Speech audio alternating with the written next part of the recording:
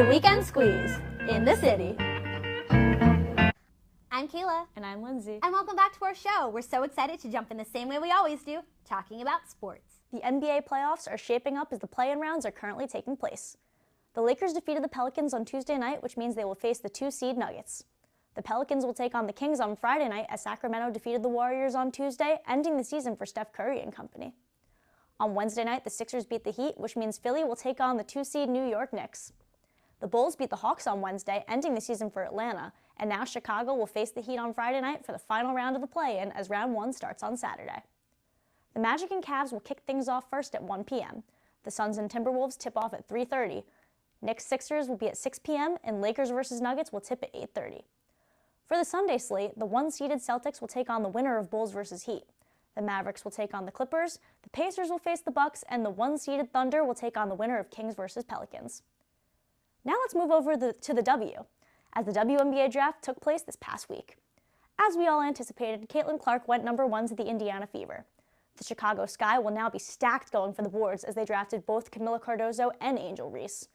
Syracuse's very own Deasia Fair is now a member of the reigning champ Las Vegas Aces. Speaking of Aces, let's talk baseball.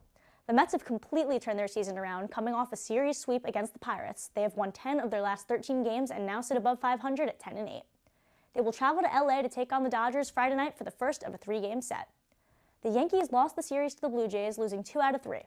They won on Wednesday night 6-4, with homers late in the game from Juan Soto in the top of the 8th and Giancarlo Stanton in the top of the 9th.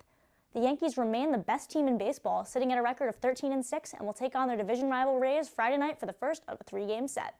Now to Kayla with some fun things to do in the city. This week I got to try a really fun dessert. I tried the viral cookie croissant, and we got it at work today from a place called Janie's, and it was so yummy. Like, I can understand the hype. It's a 10 out of 10, but with that, I would say after one bite, I was like, I'm good. I don't know how much more I could eat because it's really chocolatey and gooey, but it is like cookie croissant. It's a lot. I ended up sharing mine with 2 other people. We just split it into thirds, and that was like the perfect portion for me. So I definitely think if you're looking to try it, go with a friend, family member, someone else to share it with, or just save some of it for later. Definitely would advise milk because it is a lot, but it's so gooey and yummy as you can see in the video. And yeah, Janie's cookie croissant is a 10 out of 10 for me.